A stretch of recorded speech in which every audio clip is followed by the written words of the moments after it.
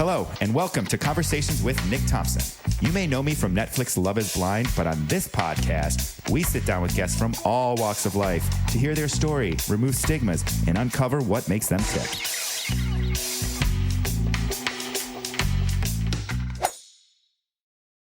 Hello, everyone. Welcome to this week's episode of Conversations with Nick Thompson. I am your host, Nick Thompson. Today's guest is Ena Mazzilli. She is doing some wonderful things in the world, so I wanted to give her an opportunity to come on the show and talk about bullying. Interestingly enough, bullying is feeling like it's at an all-time high. When I grew up, we didn't have the internet and social media and stuff as I was going through the majority of my childhood, at least, into high school and college.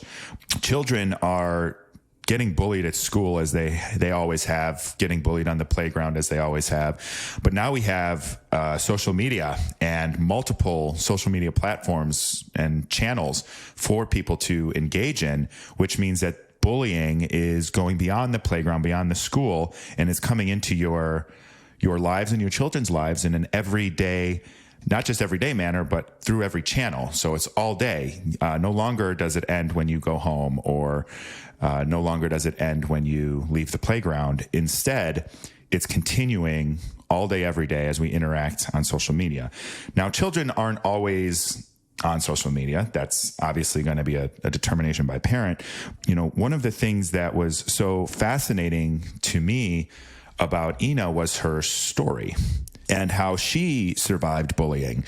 And so as I was thinking about this topic, basically my experience growing up, I was bullied a lot for a number of different reasons. Being poor in some instances, going to play sports that I wasn't necessarily good at. Now, in retrospect, realized I was bullied sometimes for being introverted because I would rather stay home and write. Interestingly enough, I met Ena when Love is Blind aired, and she reached out to me shortly after the show had completed airing about bullying. And she told me a little bit of her story on starting her brand called BeYouByElla.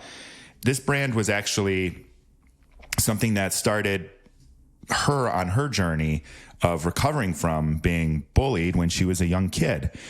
She created this brand as she's now a mother, trying to prepare her 11 and 9-year-old kids to overcome any bullying that they may have.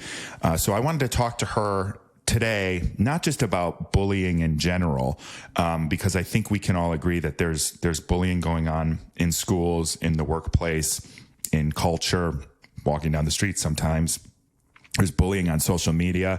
I know I have been in the spotlight now for a little while. And, to this day, there's a lot of hate happening on the internet, a lot of bullying. And I think it's really important that we have conversations like I'm about to have with Ena, because she was bullied as a kid for multiple reasons. She came here from Egypt and she was bullied for her skin color, for her hair being curly, for speaking Arabic, just to name a few. She told me this story over DM that she was actually very uncomfortable in her own skin at 10 years old and growing up. And then as she continued down her path, she was bullied in the workspace. She was bullied for being a woman and not considered strong enough to do work in her IT job.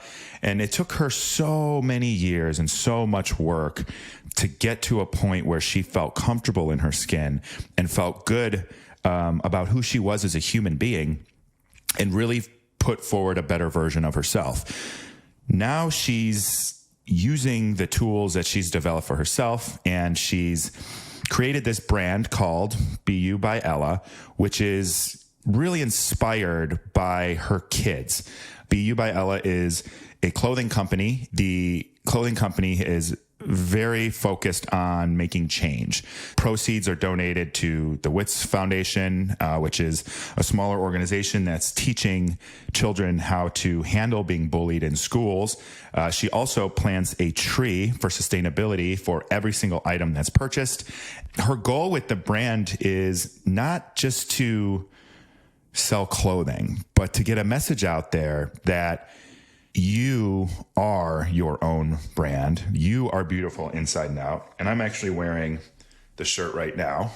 So I wanted to wear this to support the brand and support the mission. I'm really excited to have her on today. I think bullying is talked about more now than it was. I think it's important that we start talking about the long-term effects that this has on society. And now it's bled over into social media, into comments, into DMs, into all these different platforms. And it's really just impacting people and hurting people. You know, I say be kind to someone today. If you're listening to this, be kind to someone any day, whether or not you're listening to this. But take a moment today and say something kind to someone. Maybe it's a stranger, maybe it's a coworker, maybe it's a loved one. They might just need it today. And we can start spreading a little bit of more kindness and a little less hate. Ena's going to share her story, and I hope that we learn a little bit about bullying and the little changes that we can make to contribute to a better society of treating one another just a little bit better. So hope you enjoy this episode, and thank you very much. Let's get to it. Today, we have Ena, who is a anti-bully activist, the founder of BeYouByElla, which is a clothing company that is dedicated to putting an end to bullying. She's also a mother of two, trying to make a difference in this world. So thank you for coming on the show today. I'm glad that you're here. Thank you for having me. I'm super excited. Yeah, me too. I'm excited to have you. I know we reached out, or you reached out. I didn't reach out. You reached out to me shortly after the show aired, and yes, we've been really DMing all the time ever since. You sent me the shirt. If anyone who notices, I'm not wearing my. Anyone watching some video, I'm not wearing my normal floral print shirt. I'm supporting the anti-bullying today. So. Thank you for sending me this shirt, by the way. My pleasure. Thanks for being you. I mean, one of the reasons I reached out to you is because of how authentic you were on the show. And just, I felt a complete, honest, and authentic vibe. And I think that's what attracted me to want to reach out and see if you wanted to spread out the word and help me make a difference. Yeah, thank you for that. I do. I think... And we'll get into all of this bullying in the world going on, but I think it's a great cause, and it's a hustle. Like it's not just this, it's a passion project. It's not your job. It's something you're doing on the side, and you're trying to make a difference. And I think that's wonderful. We need more people that do that too. So thank you. Thanks. I appreciate it. But let's get started with a couple fun small talk questions. Does that sound good? Sounds good. All right, cool. First thing I want to ask you is, what is your favorite movie? And what was your first experience watching it? Okay. Oh boy, that's a tough one. I think the movie that always comes to mind is Big Fish. And I haven't watched it in years. Okay. But I really loved the storyline. I loved how it wasn't your typical like love movie in a way. It has a story behind it. It was kind of sad, but it had, I don't know, it's just something about Big Fish that really touched me in a different way. I don't know what it is. And I mean, there's plenty of good movies out there. I don't know why Big Fish always comes to mind, though. But you know what? Sometimes you got to go with that first instinct. That's the one. Yeah. You know, ironic. Oh, sorry. No, go ahead. No, go ahead. No. Ironically enough, Big Fish was fine. Like I thought it was a good movie. I remember the first time I watched it. It was on a Friday afternoon. I had just gotten home from college, and I had been waiting to watch it. And I just sat down in a sunny afternoon and watched it. And I don't know why I remember that, but I just remember that was how that went. But randomly. You see, sometimes it's just there's certain movies that really kind of stick there. And maybe Big Fish is onto something. I don't know. Yeah, that's true. What's yours, just out of curiosity? Oh, my God. That's such a loaded question. I know. I would say like my overall all-time favorite movie is Eternal Sunshine of the Spotless Mind. But I have seen that one. It's Jim Carrey and Kate Winslet. It's from like 2003. Okay. It's one of my favorites for a couple reasons. One, I love the performances, and I think this was where for me anyway, it was like, wow, Jim Carrey is a good actor. He's not just a comedic actor. Okay. Kate Winslet's always been one of my favorite actresses. I think she can do anything she wants to do. She can. I think she's like Meryl Streep level great. And then they do so many practical special effects in there and camera tricks. And I used to want to be a filmmaker. So when I was doing that, I didn't have money for special effects. So everything had to be a camera trick or a practical, use. And so that, and then every time I've watched that movie over the years, I feel like it hits me on a different level. It's about a breakup, but it's in a slightly like different world where there's a procedure where they can actually map your memories in your brain and erase them. Oh, so wow. they decide after the breakup, long story short, they decide after the breakup to go and get their relationship erased. And so it's going through Jim Carrey's mind as they're mapping and erasing these memories, but he's like reliving these memories, realizing that he doesn't actually want to lose them, but he's like in this procedure.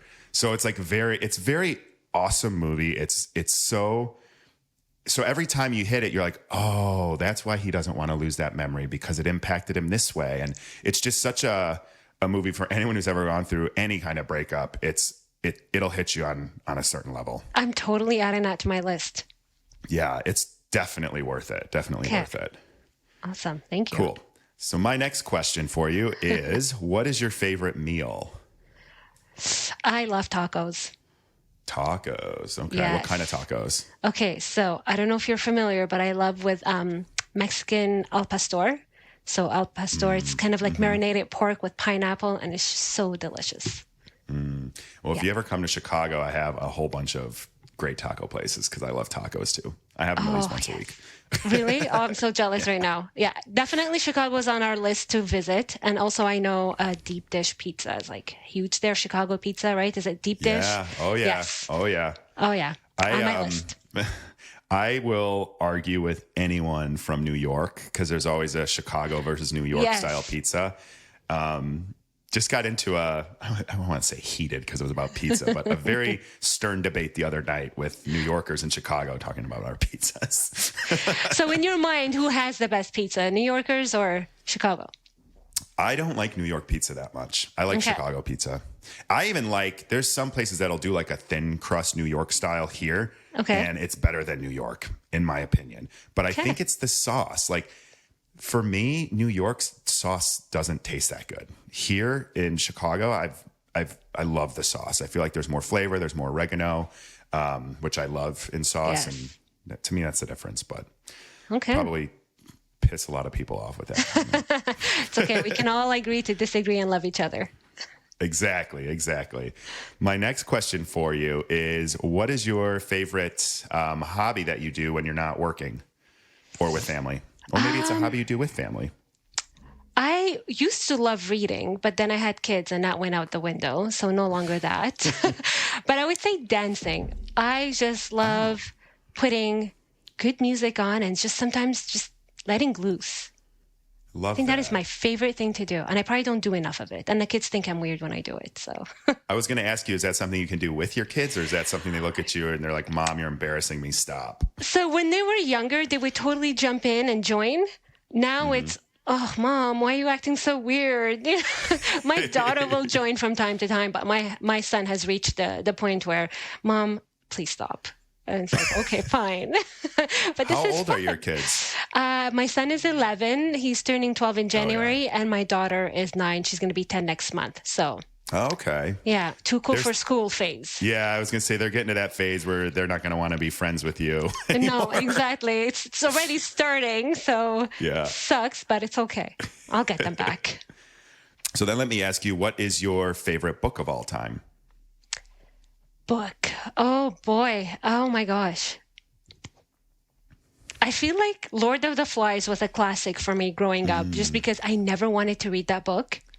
I hated it at school, but then one random day I picked it up and I read it again and I really liked it, like the meaning behind it and everything. But otherwise, I would say anything by Sofia Cancela, like shopaholic books. I like more, I don't know, romantic rom-com type of girl books. So I would say, anything Sofia Cancela is definitely a win in my book. Very what about cool. you? I feel like we're going to have such different tastes over there. So it's funny because growing up, I shouldn't say this. People are going to probably think I'm stupid, but I didn't ever read. Like I would. Yeah, but you're not alone. Listen. I didn't. Yeah, I would listen to like in literature class and stuff, I would listen to what other people were saying and like read the cliff notes because I couldn't concentrate. And whenever I was reading, I wanted to be writing. So I would always stop and start writing because I'd get inspired or something. So I'd have to like read cliff notes, listen to people talk about it and like form, my thoughts on it. But then as I got older, I did start reading more. And so I have like my favorite nonfiction book. I don't even know what it is. I probably couldn't even pick it.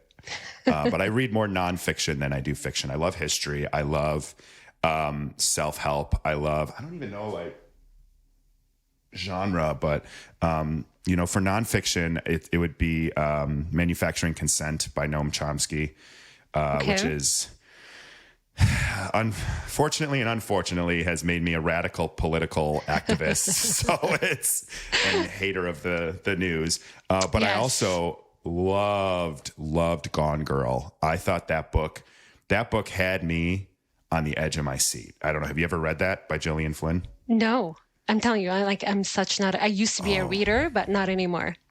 Have you seen the movie? It's with Ben Affleck. Okay. I don't think so. The movie, that's one of my probably top 5 favorite movies of all time. I feel like I need to get a list going and write down all these movies. I'm going to chat you after because there's no way I have like a goldfish memory. It's not going to happen. But message me after those 2 movies now and add them to my list. That's just growing. I will. I will. Cool. And then one other thing I wanted to ask you is where did you grow up and what did you want to be when you were a kid when you grew up? Oh, okay. So I was born in Kuwait, but my parents are Egyptian. Long story short, my dad used to work there, but my family's Egyptian, but we went back and forth. So I grew up in Egypt mostly, but then we decided to move to Canada, to Halifax. And ever since I was a kid, I had really bad asthma growing up, and I was in and out of hospitals a lot. And I remember wanting to be a pediatrician because I didn't want other kids to feel sick like I did. So that was like my ultimate dream goal until I hit high school and realized how terrible I was in math. I couldn't do math to save my life. And the teacher, literally the guidance counselor, looked at me and she said, if you want to be a doctor, you have to know math and you have to do advanced math and calculus. And I just sat there and I said, there's no way I can be a pediatrician. So now I'm screwed. Like, I don't know what I want to be. And I loved actually film and making movies and the whole genre of film. So I completely switched avenues and I studied in CEGEP, which is like kind of like college in Quebec, film and literature. And I loved it. How have we not talked about that before? I don't know. That's awesome. I loved it. I loved making movies. And I remember at college, I had one of my professors, I used to make soundtracks for the movies. And he said, you could have a great profession in this because you really know, you have an ear for it. And I thought, I have a great career in that. And then my mom happened and she's like, you have no future there. And, at the time I was still, 16? And and then I switched to IT and here we are. So I never got to really do for a living. Right now, I'm a project manager, but I studied IT, putting up computers together and downloading Windows so many times in my life. But I don't even work in that field anymore. So now I'm a project manager. So I feel like I've never really done what I've dreamt of doing. But that's okay. I've learned.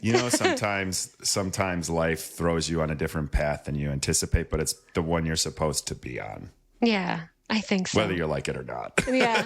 Well, I'm hoping the brand could take off one day, and the things and ideas that I wanna do will hopefully come true, and we'll make it happen. But yes, this is not the end of my career adventure for sure.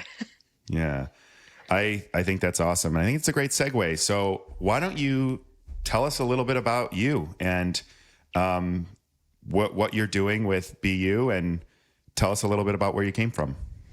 All right. So as I mentioned earlier, I grew up in Egypt. So obviously I'm not blue-eyed, blonde hair, and fair skin. And moving to Canada, that was a complete shock. Like I think growing up, even in Egypt, I was very shy, kept to myself. And then moving to a whole different country where you don't even speak the language was just very like culture shock for myself. Going to school, at one point, I was the only brown kid in the entire school. And kids where was this? This was Halifax in Canada. Oh, okay. Yeah, so it's in Nova Scotia. Wow. And so growing up, I mean, I was bullied for my skin color, racism comments. Everyone would call me a terrorist. And I couldn't understand why it was happening. I was 10 years old, and I would get people making fun of my nose. They're drawing me as a witch. And all that to say that growing up, I didn't really think of that because, you see other people that are the same skin color. You're not really thinking of being different is a bad thing. And here I am in school, and suddenly it's a huge issue that, I'm brown and I have a bigger nose and I have curly hair and I don't look the same as everybody. So that was definitely not fun. And I grew up having a lot of self-esteem issues and not wanting to say I was Egyptian or where I was from. And it really does. That's at 10 years old, right? Yeah. Right. Started was this at 10. The first time you had experienced bullying in general, or were you just, is this just different? Because it was just the first time I experienced a lot of things, I think. Just name calling to being drawn in a funny way. And it was all sorts of emotions, and having to go tell your parents who are immigrants, right? Telling them all this, they don't really know how to connect with it. And I remember my mom just saying, well, just don't say where you're from. I was like, okay, so I'm not going to say that. Like, I mean, if my mom is giving me advice, I'm going to follow it, right? Mm-hmm. So growing up, long story short, fast forward a couple of years, I mean, I never really said where I was from. I wasn't comfortable speaking in Egyptian in front of everybody. I was never comfortable being me. Mm-hmm. And that was hard. That was a struggle. And then when I was studying and I was in IT, I was the only girl at the time. I was the only girl in the school. And of course you have men who are like, oh, well, you're a girl, you can't do this. Like, why are you here? And it's like, guys, really? Right. I can kick your butt doing this. I'm not stupid. And getting actually my first internship was at a company where we had to lift the computers up and down the stairs. We had to install windows and do that. And I remember essentially I was not getting my internship extended because I was a girl and they didn't think I could lift all those computers and install and do the job of IT, which was mind-blowing. And I mean, that's probably like sexism in there too. Sexism, racism, everything. Bullying. And that was 2005. So it wasn't like 1990s, 80s even. So I feel like I've gone through a whirlwind of different things that just never really allowed me to be me. So then that happened at the work field, and I just felt so, I don't know, like I felt like a failure. I am like, didn't feel good about myself. I didn't fit in. I just wanted to be nice and be kind, and here people are just saying like, well, you can't do this job because you're a girl. Or if it wasn't that, then it's like, oh, my skin color was, not the same. Or I didn't look like everybody else. And I was just perplexed. I didn't know what to do. And then when I met my husband, where oddly enough, we met at college, where I was the only girl in school, I wasn't completely honest with him because he didn't know like I was 100% Egyptian. I never really spoke about it. So all that to say, and to bring up to the point that trauma happens from childhood. If it's not dealt with, it really carries through with you for a very long time. And to sum it up and to bring it up to how this brand started, I had my 2 kids, and my son was in kindergarten. So this was probably like, 2013 or so. He was being bullied because he has Tourette's, and he would make like throat clearing noises in class. And he was in a library once where kids started telling him to shut up because he was disturbing quiet time, but he can't control it. So he came home and he was crying. And he said, Mommy, and I'll never forget this. He's like, Mommy, I don't want to be different. I want to just be the same as everybody else. I hate making these noises. And that reminded me as if So literally heartbreaking. it was so sad, Nick. And I felt like For a 5-year-old little boy. Imagine that. Yeah. You know, and I don't cry easily.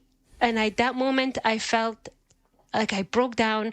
But at the same time, it brought me back to when I told my mom my stories of, kids being mean to me and making fun of my skin. And at that moment, I had a choice. And I told him, you know what? You're going to go back tomorrow. If you have to make your noises, because you are special. There's nothing wrong with you. You are perfect the way you are. And we're going to pretend there's an umbrella on top of us to protect us from all the negativity and all the hurtful things people are saying. And you're going to go on with your day and be proud of who you are. And that is something I wish my mom would have told me, because I feel like my whole adolescence would have gone differently, rather than just hiding where you're from to kind of accept and just be accepted and blending in. And I get it. I mean, my mom didn't know any better. She's trying to, Just do the best best. she can. That's it. So at that very moment, I decided that, you know what? I shouldn't be a hypocrite in a way, and I should be who I want to be and speak Arabic in front of the kids and just be myself and curl my hair once in a while for them to show that, you know what? It's okay to be different. It's okay to look different, and just being you. And that didn't really happen. The brand wasn't born then, but it was something in the back of my mind, because I would always tell him, pretend the umbrella is protecting you from the negativity, just like the umbrella protects you from the rain. And then bullying still continued and went on and on and on. And then suddenly, I think last year, I just couldn't take it anymore. And I said, enough is enough. Like, I'm not the only parent who must be feeling this way. I'm not the only person who's gone through racism, and is still going, it still happens. And I said, I have to do something. And that's how the brand was born. And that's why there's an umbrella over the you to protect you from the negativity and all the negativity. So, yes, thank you. I actually, I didn't know that about the umbrella until I listened to you on another show.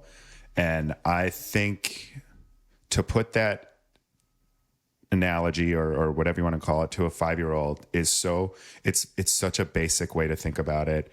Yeah. And it would hopefully create some protection for a child who feels out of place. And I think as children, we all feel out of place, right? And then we go into adolescence and we feel more out of place. And it's really hard to kind of navigate that, especially when you're getting hit from all angles, and people that are your peers and the people you want to connect with and the people you're forced to connect with when you're in school are so negative and damaging. One thing I was thinking when you were speaking, here's 10-year-old you, and you're in a new place, and you're the only person with a different skin color from a different place.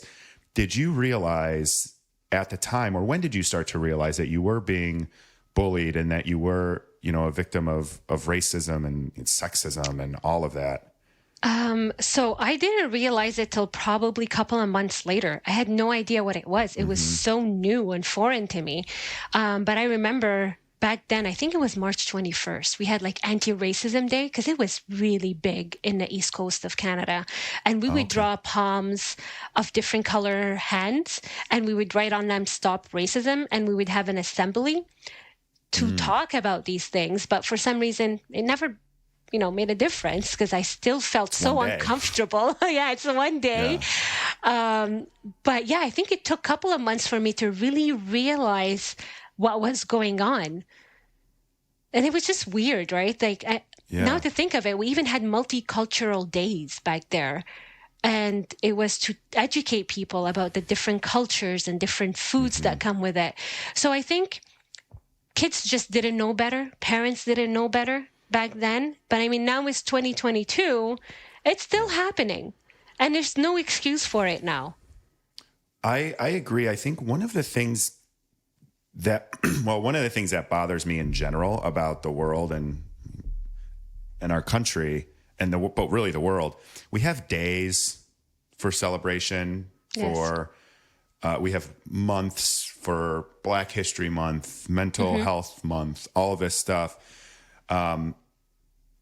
Great for awareness, great to shine a light on it, but it's like one day for anti-bullying or anti-racism awareness and messaging out of 365 means that there's 364 other days that people are dealing with these challenges, and we need to address them in a more systemic way, as opposed to checking the box of saying, oh, well, we have an anti-racism day and now we're good, because it doesn't change behaviors.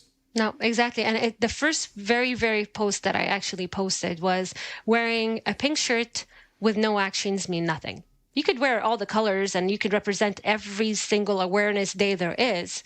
But if you are not doing anything about it, there's no point of wearing it. There's no point of even talking about it, because it just doesn't do anything. And that's what society needs to understand. Yes. Yeah. It's like, it checks a box that makes people feel better. That's it. But at the end of the day, you feel great for one day, but what happens the rest of the 364 days, like exactly what you said. Yeah. What happens then? Yeah. And I think that with bullying, and listen, I'm a tall white guy. I don't experience racism. Like I don't even, and I was bullied in school for sure, but I mean, bullied to this day. I think everybody is in a sense, but I don't experience racism. I've seen racism with people that I know and people that I care about, or when I'm with people, but I don't know what that's like. So I guess I want to ask you, like, how would you describe what it's like as a child or as an adult? Because you said you still experience it. Yeah. I'm not surprised, unfortunately, by that. What is it like to be bullied for something that you have literally no control over? It feels like shit. I'm sorry to say the word shit, but it feels honestly, it feels as if you're in a corner and everyone is doing their own thing and they're not even noticing you. If I could put a visual to it, that's what it literally feels like. And it feels like, you ever have that feeling where you want to try to fit in with, like, just to be a friend with somebody, and no matter what you do, they don't want nothing to do with you? That's what it feels like. It feels like no matter, you didn't do anything wrong. You're just being yourself, and no one wants to hear you. No one wants to get to know you, and no one cares about what you're saying either.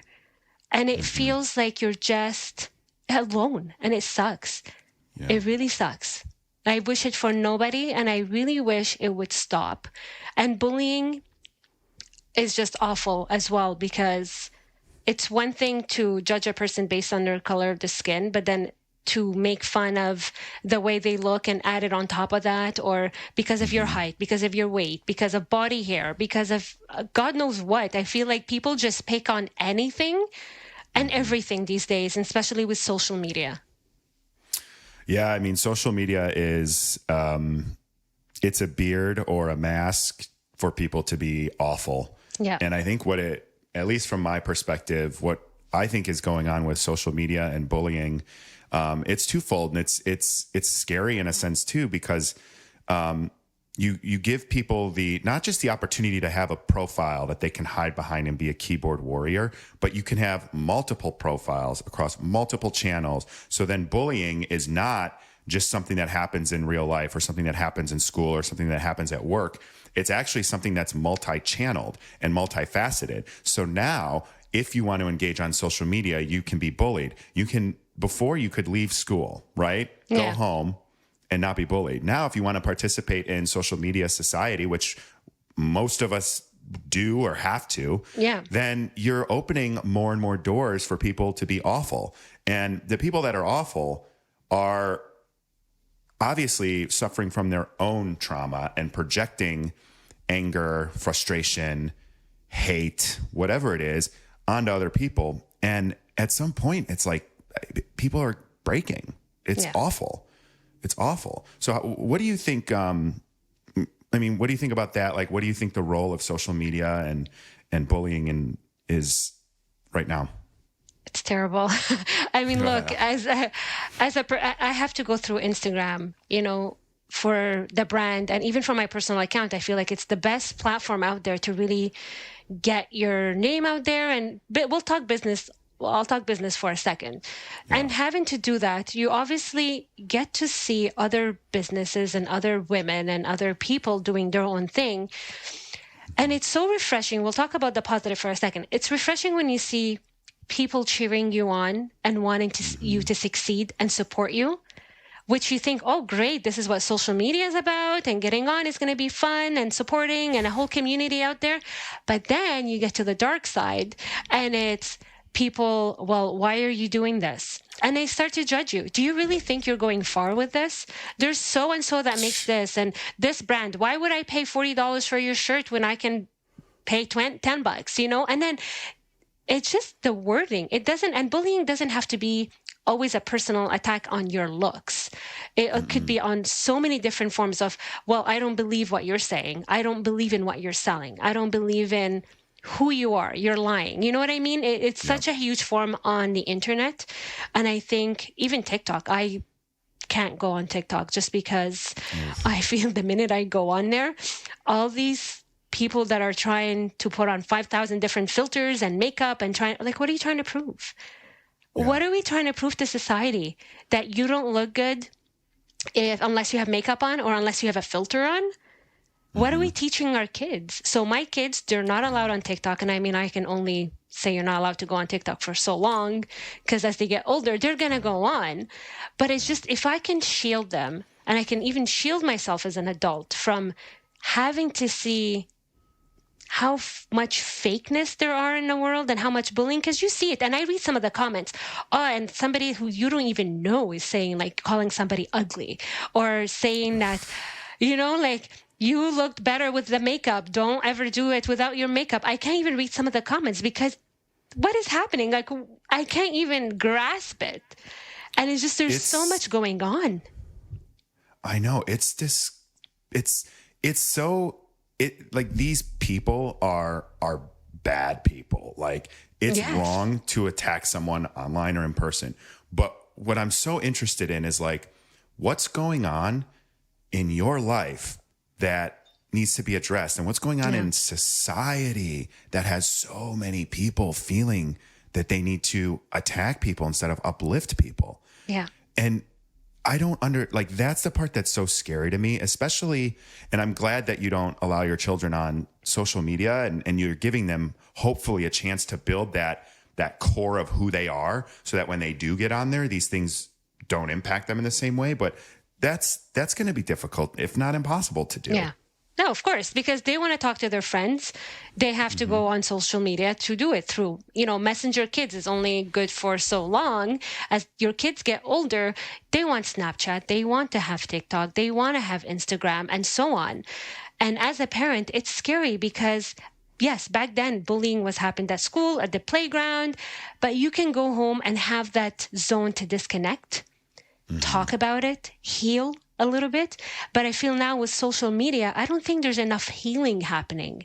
And I feel like that's maybe why there's so much hurt. There's so much anger. You're allowed, everyone is allowed to voice their opinion, but you're not allowed to shit on other people and make them feel bad because you're having a bad day or because, you know what, you got bullied and you're hurt. I went and I got bullied and I went through hell and back. It doesn't give me the right to go on shit on somebody else and be like, well, what would you know about bullying? Who am I to say that?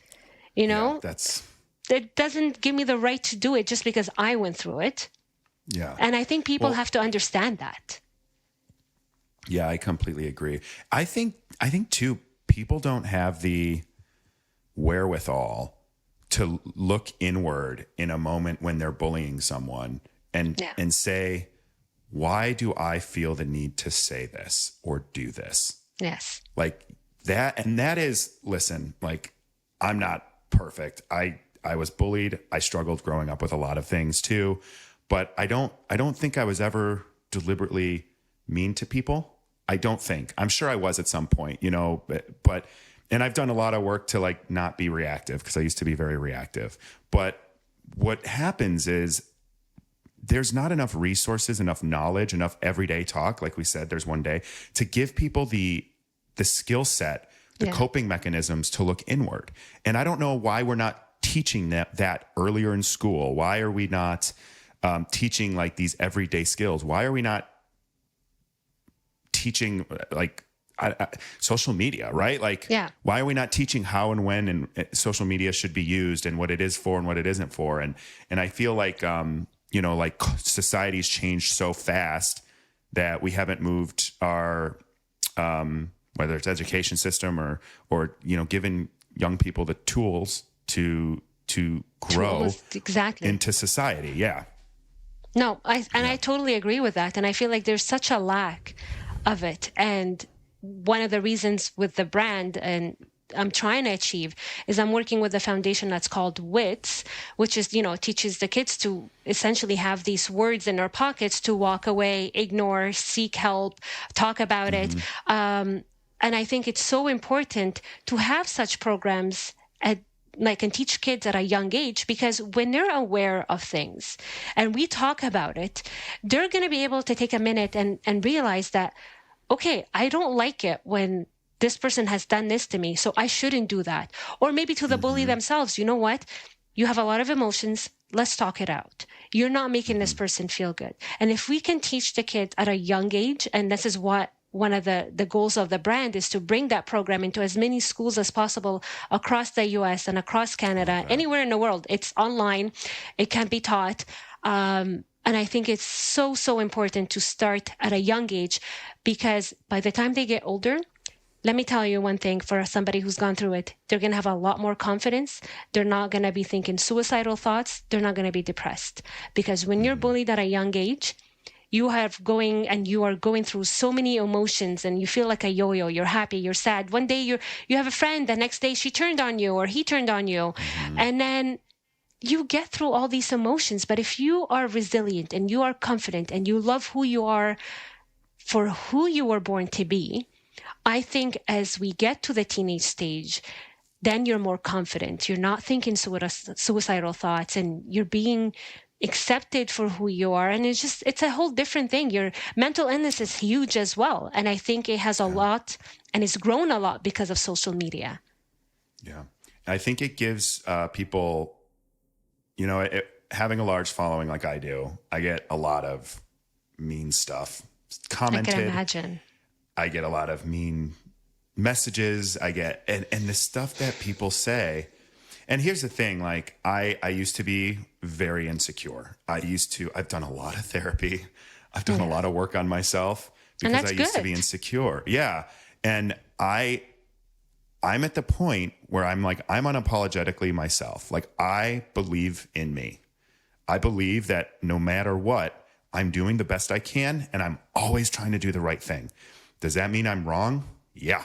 We're all wrong sometimes. Does that mean sometimes I choose to do the wrong thing or invest my time in the wrong thing? Yes. But I know that in my heart, I'm doing the best that I can, and I'm always trying to make an impact and do the right thing. So I sit down and I kind of center myself around, I'm unapologetically myself. And that's good. Be you. That's what this resonated with me so much for. Because if you're you and you're yourself and you're confident and you're doing the right thing, it doesn't matter what other people think, because they don't know you. Because the people that know you and the people that are in your life that are important, and by the way, the people you should keep in your life and then get rid of the waste, they know who you are. And you can have conflicts, you can have disagreements, you can agree to disagree on these things, but you then have a foundation and a support system of people that are going to support you because they know you're a good person and they know that you're doing the best that you can. And that, I think, that system with family and friends, putting up boundaries, getting rid of the people that bring you down, that is so important to avoid bullying in real life and bullying online. Like, I don't care what some idiot who just thinks they can DM me or comment on me and say, you're a narcissist. You're like, you don't know me. Like, that's it. How are you judging somebody without getting to fully know them, right? And that's the thing with social media. We're so quick to judge. And especially for you, somebody who's in the public eye. And, I'm sure you've had your fair share of, people spreading rumors online. And I'll speak for myself as somebody who hasn't, I don't know you 100%. I don't know what you've gone through.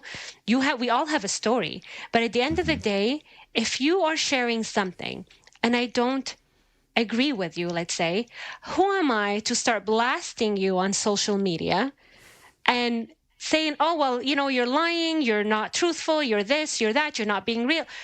But who gave me that right to attack you in Authority. such way? Yeah. You know, like, does that make me feel, does that make me a better person?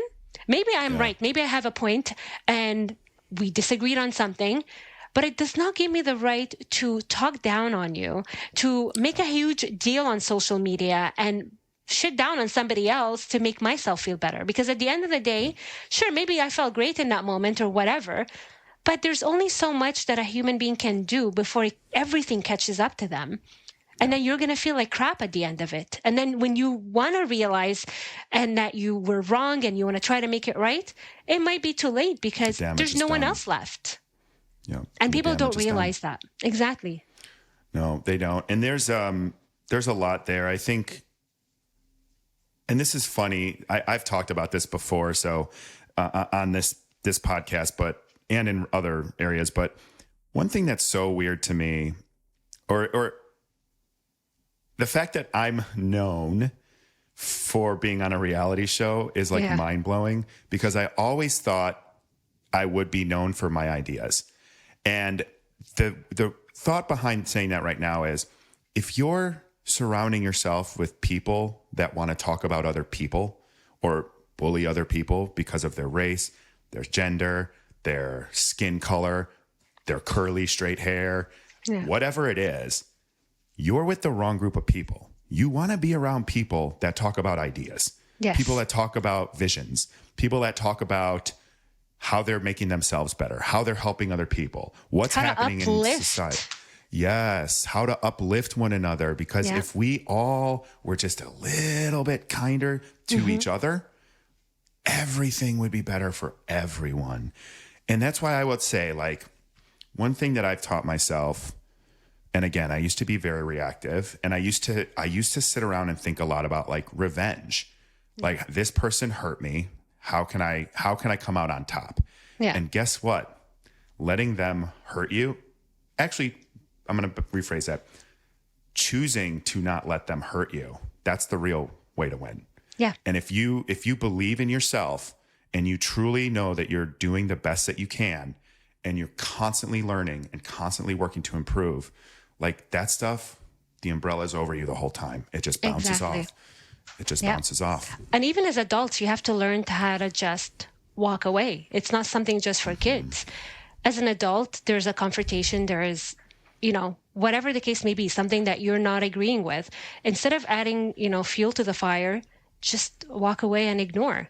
And at that point, you'll know who your true friends are, true family members are, and they'll be there to support you.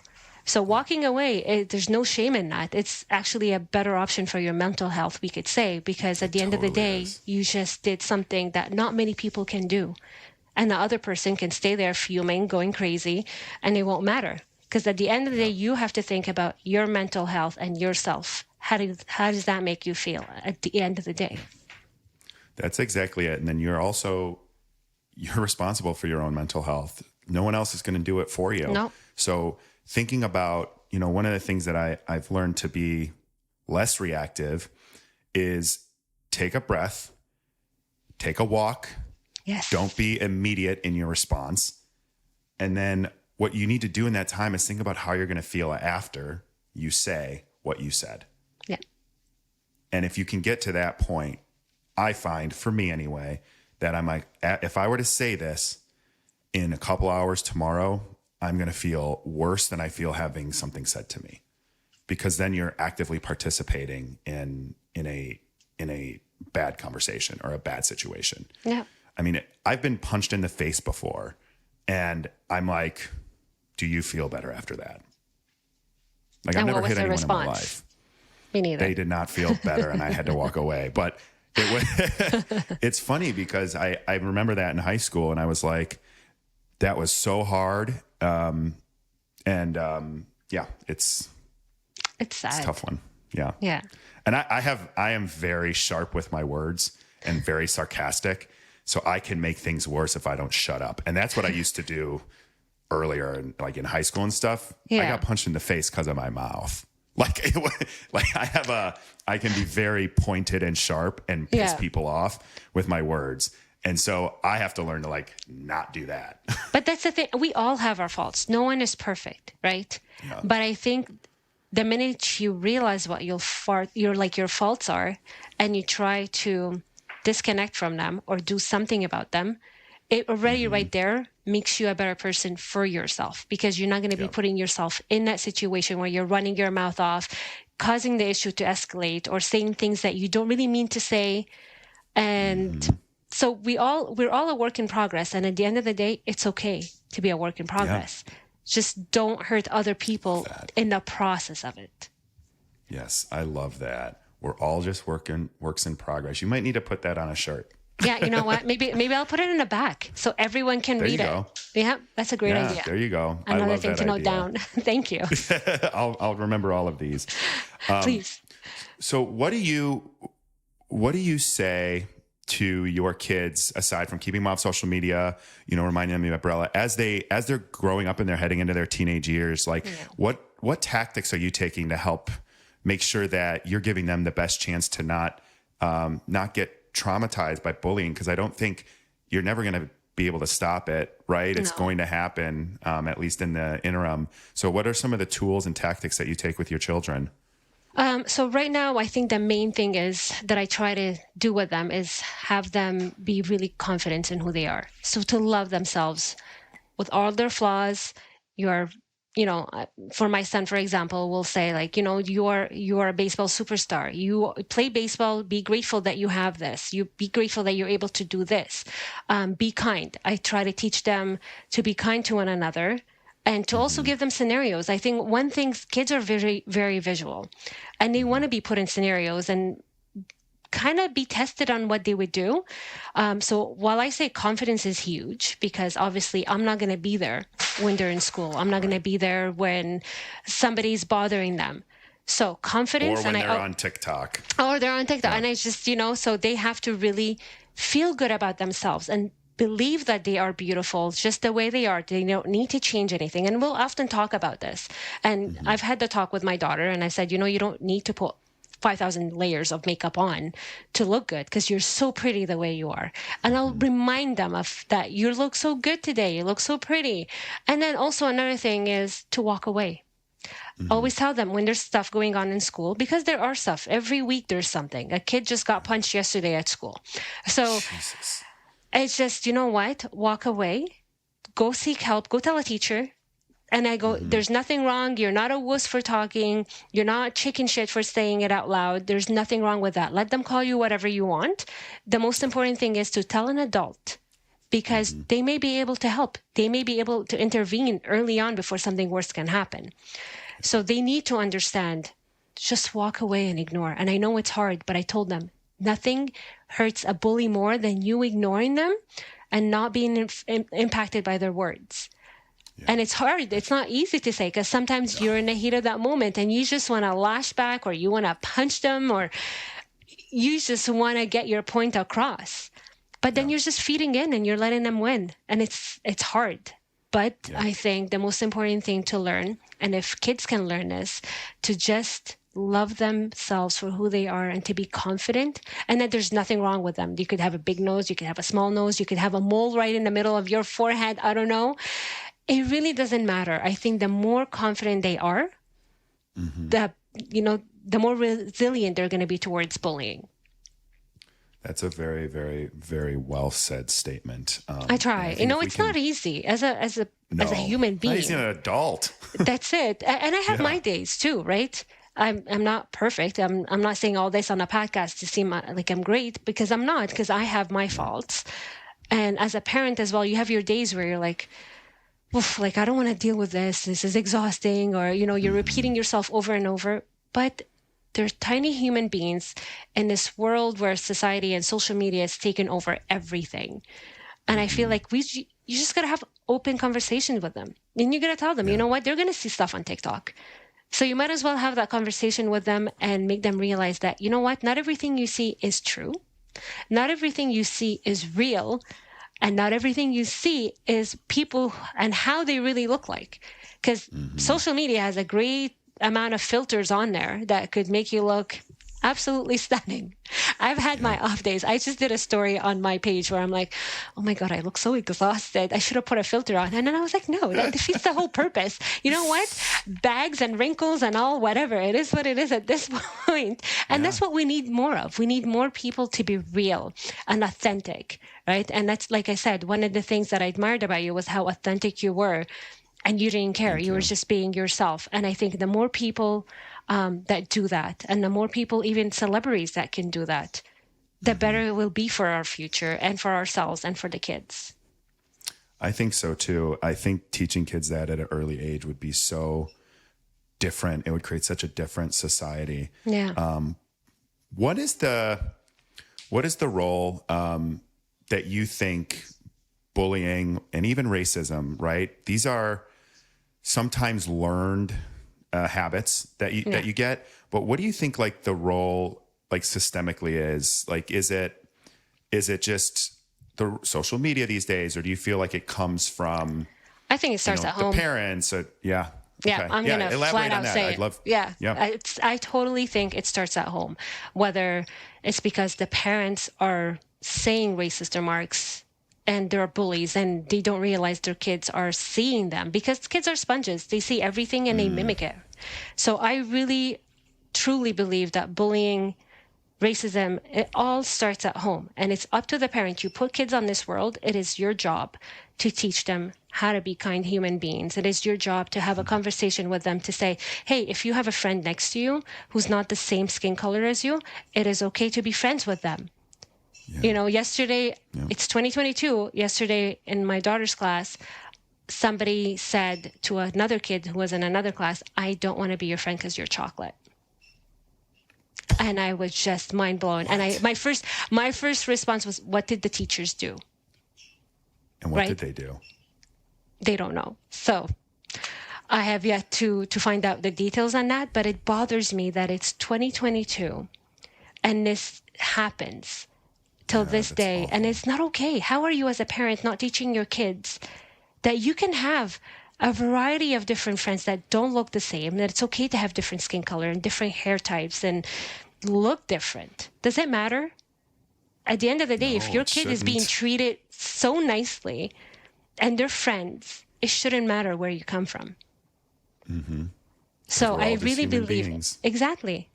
Yeah. So I really believe it starts at home, and school has to do a better job as well, because if they're not getting those fundamentals at home, then the schools should be doing a better job of at least bringing the awareness there. I know teachers have a lot on their plate. They're not paid well, and I completely sympathize with them and I understand.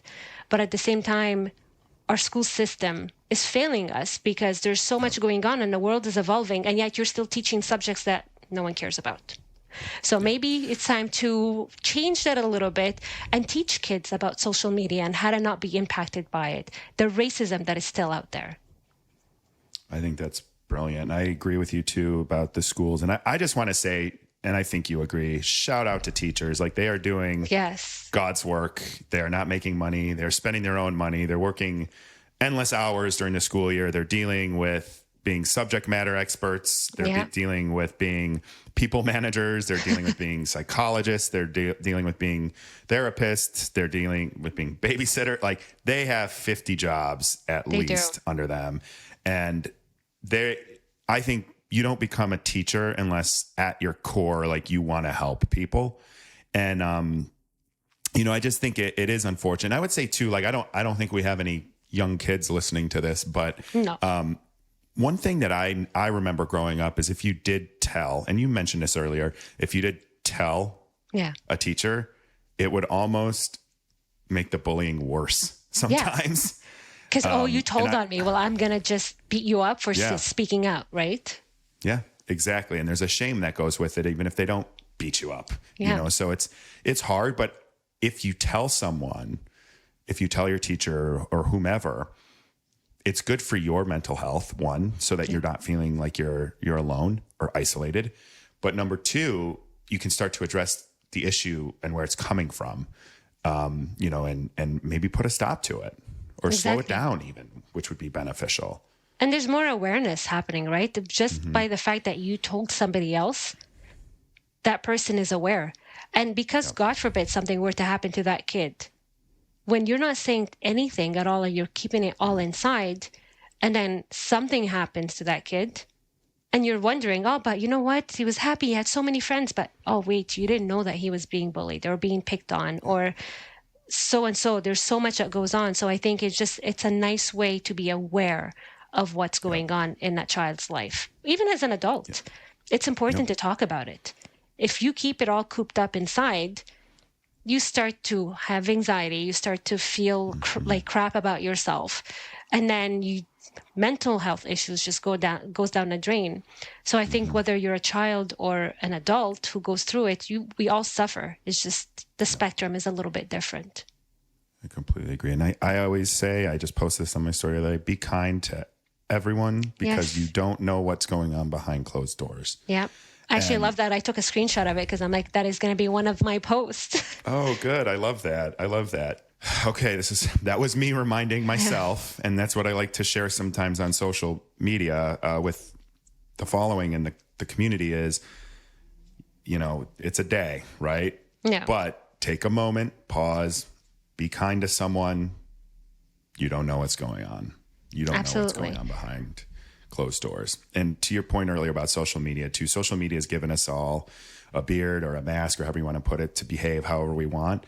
I know you can put up 100 stories about positivity, 100 stories about how wonderful your life is. Yeah. And in reality, you could be miserable.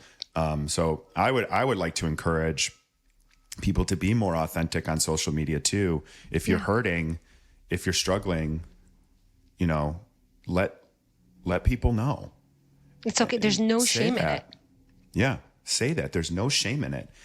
You're allowed to feel the way that you feel, and you're allowed to not feel okay. It's like I always wear this bracelet that it's okay to not be okay. Yeah. And it's a reminder every time I look at it. I'm like, okay, if I'm having a bad day, if I'm having a good day, whatever it is, it's okay. Yeah. And it's like I said before, we're all we're all a work in progress. Yes. No one is perfect. All works in progress. So, and I mean, same goes to you, right? Our perception is, and I'll say this for having, let's say, small account, right? So I have 600 followers. You have your 3,100 plus followers, right? Yeah. And the perception is always like, oh, well, they have so many followers. They must be, getting paid from this. Everything you see is all given to them for free. Or they're living such a great life and everything is great, right? It's always the perception of the following, how many likes you get. And at the end of the day, you're a human being who goes through emotions, who has all these feelings, and you need a day off, and you don't want to be in the eye of the social media, and you don't want that perception, right? So it doesn't matter if your account is a little one like mine or as big as yours and you're in the celebrity world all the time. We're human beings at the end of the day. And people, I think, tend to forget that, right? They tend to just forget that for a moment and just shit on other people for no reason. Yeah, exactly. To hopefully make themselves feel better. And it ultimately doesn't work. And it keeps the trauma inside. Yeah. It's really sad. It's sad to see people be so cruel to one another. But let's pivot quickly to another note. Because I want to ask you, so you started BeYouByElla. Yeah. And tell us a little bit, what we got the umbrella story, right? We know Be You. What was the tipping point for you to start this company, this brand?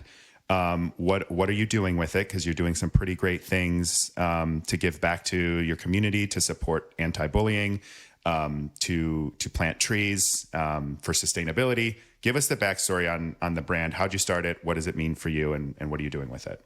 So this brand is really my baby. And it's, like I said, it really my son and my daughter who really inspired me to do something about it. Because as I said before, I was just so fed up of all the bullying that was happening at school.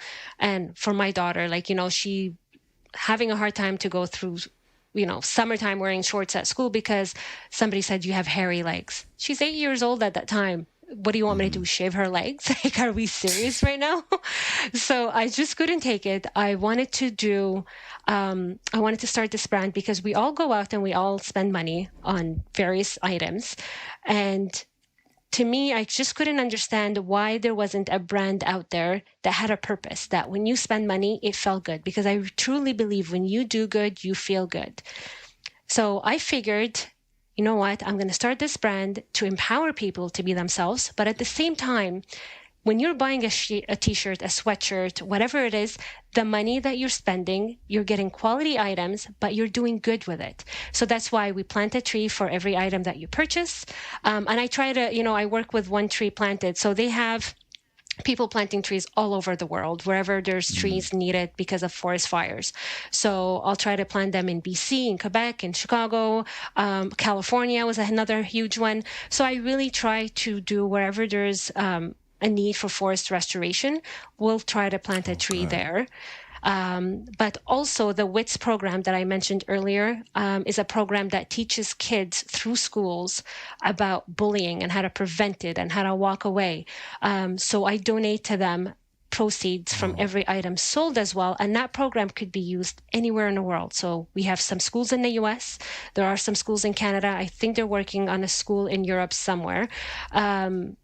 And it's just, like I said, there's a benefit to teaching kids at a young age, because as they get older, that depression and suicidal thoughts and mental illness won't be as great if we're all more self-confident and aware in what we deal with, right? And I try to also work with another local, I try to work with local foundations, but I'm always open to, let's say you have a foundation that's close and dear to your heart.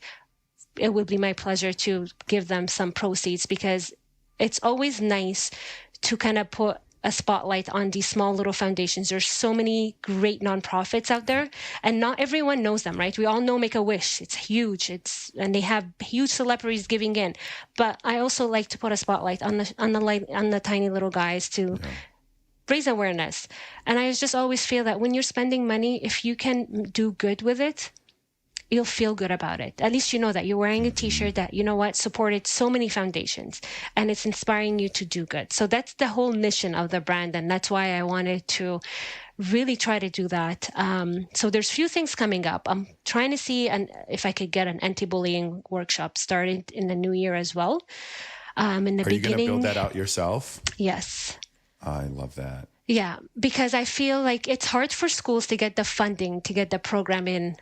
And obviously, it's hard for schools to get funding, period. They can't pay teachers. Teachers have to go buy supplies. Yeah. I mean, it's difficult. So that's it. So my goal is in trying to get a workshop set up that will start out in Montreal, and then hopefully see how I can get that going across the US and Canada eventually. But it's definitely on my list. I would like to do this full-time one day. So we'll see how it goes. But, you start small and we take it from there. The most important thing is trying to make an impact, because it makes me feel good when I know a kid has been touched by the fact that they have a visual of an umbrella protecting them from the negativity, or even as an adult, right? Sometimes you just need that reminder that it's okay to be yourself, and it's okay, and just block everybody out. I'm sure you've gone through it as well, right? We all need that little bit of reminder in our lives. Absolutely. And I think, like I said earlier, the umbrella thing, that I had no idea until I was listening to your other podcast. And I was like, oh my God, that's genius. It's just such a simple way for a child or anyone to think about it. Yeah. It's like almost your superhero cape on, right? Yeah. That's the way I look at it. There's always, there's brands. There's so many other brands out there that have great messages behind them. And when I want somebody to know more about the brand, I want to get them to be the brand, not just buy it. I want them to wear the superhero cape on them and be protected and realize that they're invincible and they are amazing as they are. Yeah, I love that. And I like, cause I wear the shirt, I've got something on it, but I wear the shirt, and it, when you walk by it, it's just like a billboard to just remind people to be themselves. And I like that, because I actually don't wear a lot of stuff that has logos, like prominent logos on it. Yeah. For the reason you said, it's like, I'm not an ambassador for, a brand that I don't believe in. I mean, to your point earlier, like, I'm not shilling 100 deals on social media That's it. because if it doesn't align with who I am, or if I haven't used the product, or I don't believe in what it's doing, like I'm not going to shill for it. It's not that important to me, because that's against my character and that's against what I believe in. Now, does that mean that I don't have, products that maybe aren't the most ethical, or maybe do some stuff overseas? It's impossible. We all do everywhere. Yeah. So I think it's good what you're doing. I love what you're doing. I love the brand. And I'm continuously inspired when you pop up on my feed or you send me kind words over the internet. And that's one other thing I wanted to touch on, actually.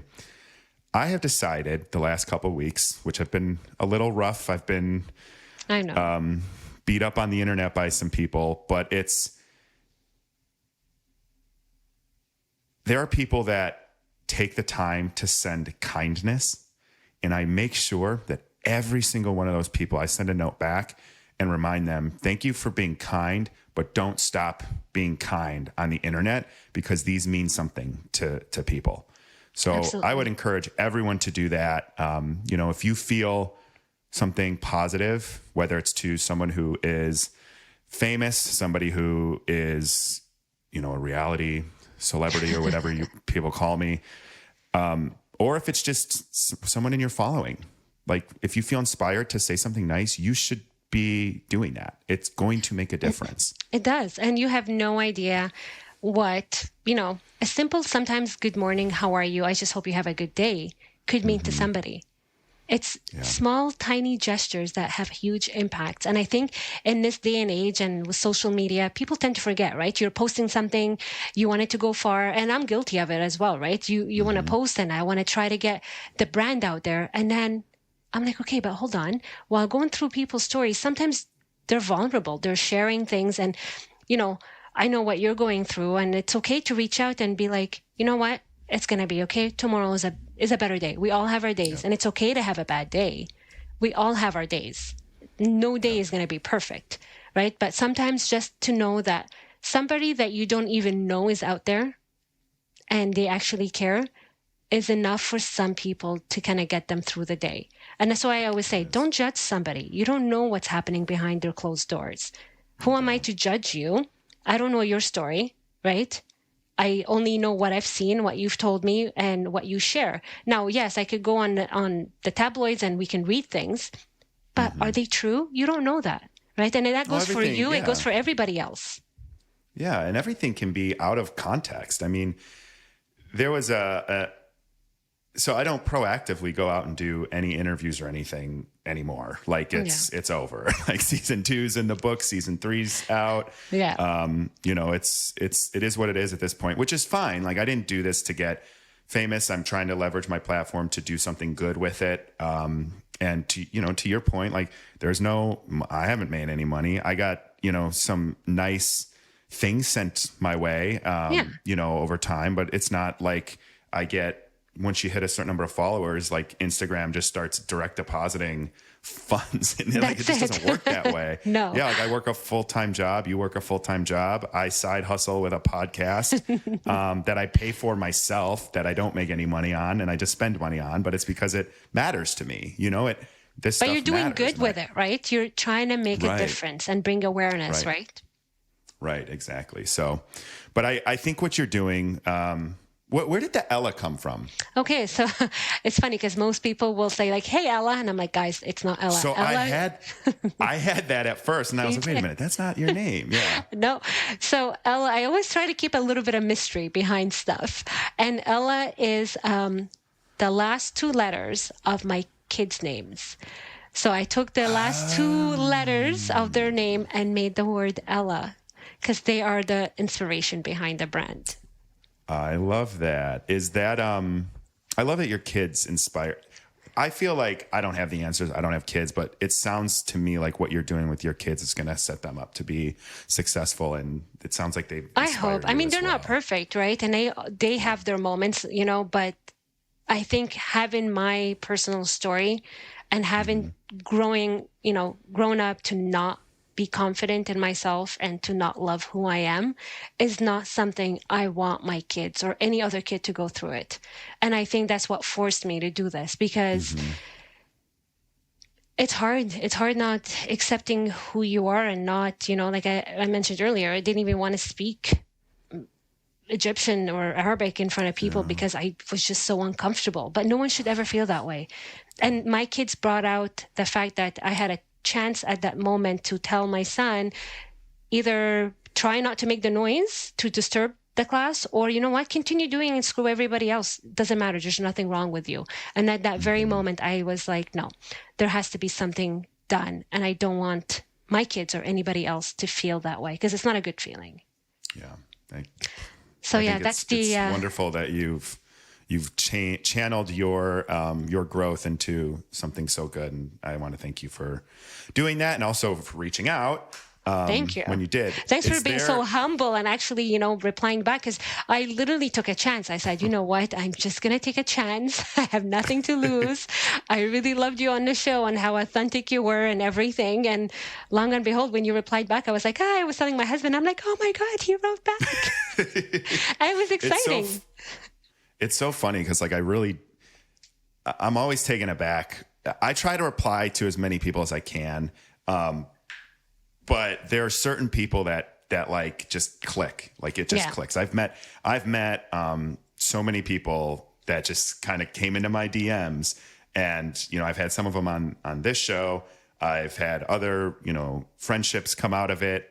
So I'm literally like a normal guy. I'm very particular with the people that I interact with for my own well-being and my own mental health. Of course. Because I don't want people to just take. Like, I want to give. And I want to take, I want to have positive relationships. So thank you for reaching out, because I think, you've been wonderful, and thank you for the shirt. And I just do love what you're doing. So, thank you. And I appreciate that you're always being authentically yourself, and I know that it's been hard with the media and everything, but I think at the end of the day, it's really important for you to just remember that, you know what, you've done nothing wrong, and just continue to be you. Yeah. And that's the key takeaway. I think everyone should just be themselves. Yeah, absolutely. Cool.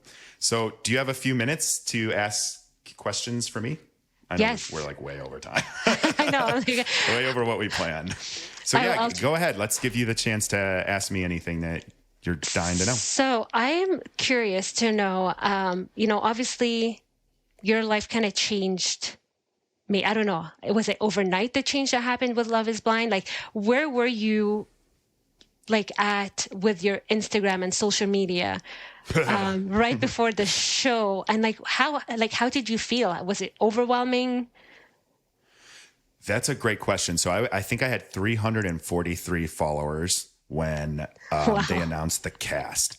And so when they announced the cast, everyone basically got a marketing piece that says, hey, I'm on this, and they give you some social stuff. And I just, I was naive. I didn't expect, I don't know what I expected. I didn't expect to blow up as quick as it did. And so it was then probably, once it was announced, I think there's probably 7,000, I think it was, that I had. And then once the show comes out, it jumps again.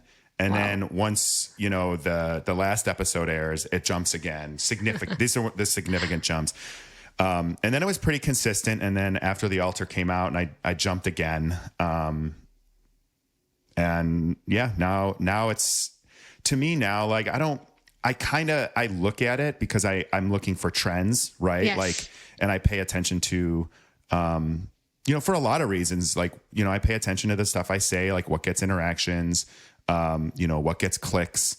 And the reason that I do that is twofold. One, I'm still myself. I'm going to post what I feel like posting, and not post what I don't feel like posting. Good for you. And I like to use it to kind of gauge what people want to hear, because I'm not a big social media person. So, for example, my friend, when this all started, she's like, you need to just post about your day. I'm like, I'm not doing anything. I'm just working. I'm going on a walk. I'm taking the dog to the dog park. She's like, people want to know what you're doing. Show them that you're just normal then. Just, you're working at your computer all day. Let them know you're working at your computer all day. So I do some stuff like that. But I like to be educational. I'm always learning. So if I see people like the mental health stuff, self-care stuff, the thing that gets most people to engage is politics, wellness, health, that Crazy. kind of stuff, which is, that's why I talk about it on the podcast, because these are things, and I'm not picking these just because I know they're a hot topic. These are the parts of me that mean the most to the audience. But right? you're To the also people that passionate want about it, I find. Oh yeah, I am. I've done a lot of activism around politics. I'm very vocal. Like the stuff that I talked about with politics, the stuff I talk about with my friends. But I think that's a nice thing.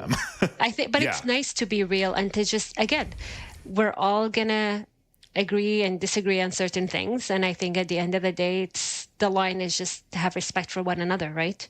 Exactly. And I think with these stigmatizing topics like bullying, mental health, wellness, health in general, we were talking about a couple of the other episodes before we started recording. And these are things that are hot button issues that people don't understand, that people argue about. And what I think I uniquely am talented at is the ability to really talk to most people or almost anyone about anything. And I'm very interested in what people say. I'm very interested in where they came from and why they think the way that they think.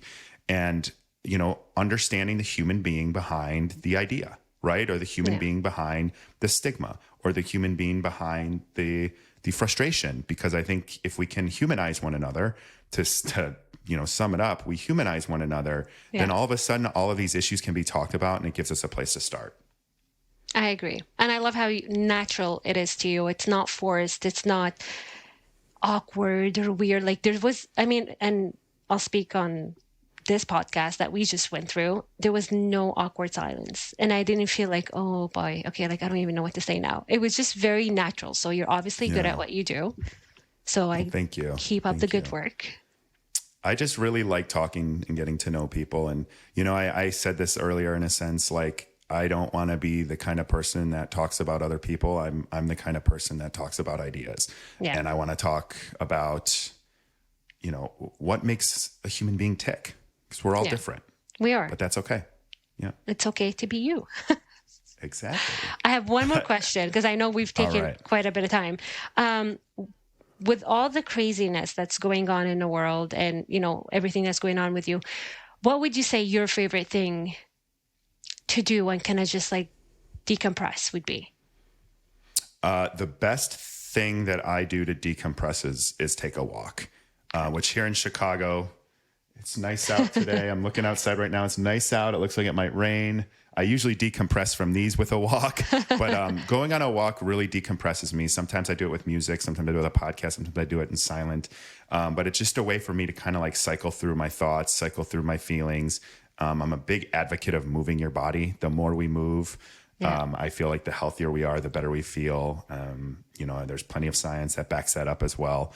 So I really, really enjoy a good walk. And I love my neighborhood. I love Chicago. So I'm always, I just had this idea today, actually. I'm like, I freaking love this city so much. It's beautiful. I think everything about it, is architecturally is so stunning to see. But it's not only that, it's like we have wonderful parks.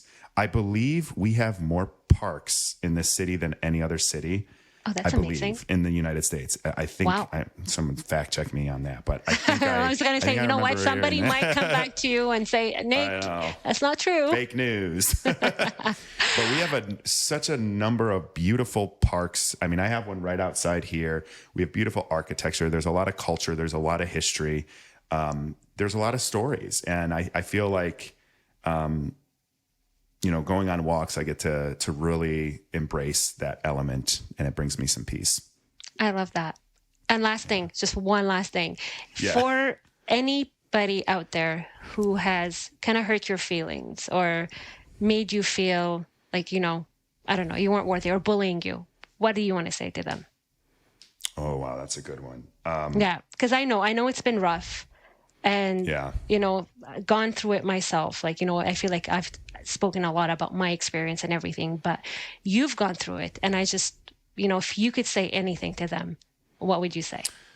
I would say, one, I forgive you. I wish you well, and I hope that you find your own inner peace. and to some of them who can't help themselves, I guess, for lack of a better word, for those folks out there, just try. And I just want anyone to know, like, I don't hold grudges. I used to hold grudges. I don't hold grudges anymore.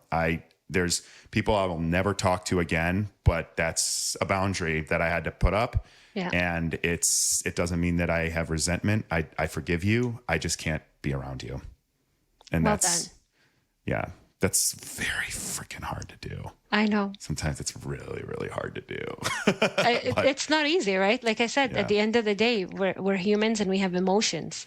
And sometimes those emotions get the best of you. But it's like you said, you got to set those boundaries. And it's hard to respect them. But I think for your mental well-being and just to stay sane, you have to just respect them. And as hard as it is, you got to do what you got to do. I completely agree. And that's okay, right? Because you got to take care of yourself. No one else is going to do it. Exactly. Mental health is important. Your health is important, and your well-being. Absolutely. Totally agree. Well, cool. Can you tell people where to find you on social media, your website, anything else you want to share? So yes, if you want to support, you want to learn more, I'm always active on Instagram. It's BeYouByElla, so BYELLA. I don't know, maybe you can put that in somewhere. Because we'll link it. Yep, we'll link it in the description. So definitely Instagram is the way to go. I have my website as well. It's not always up to date. So the best way is always Instagram. My DMs are always open. If you have an experience or you just want to talk and vent, I'm always here to listen as well. I've connected with so many people on their stories that I don't even know. So if I can do anything to help, I am here. So my DM is always open. And I look forward to, connecting with some of you. And Nick, I really want to thank you for taking the time to connect with myself and get to know the brand and have me on. It's really been really, really nice. So I appreciate it. Yeah. Well, thank you for doing good in the world. We need more people that do that. Thank you. I appreciate it. And same goes to you. Awesome. Thank you for joining me on another episode of Conversations with Nick Thompson. If you enjoyed the show, be sure to follow us and leave a review on Apple Podcasts, Spotify, and YouTube. Links can be found in the description below, and we can't wait to see you next time.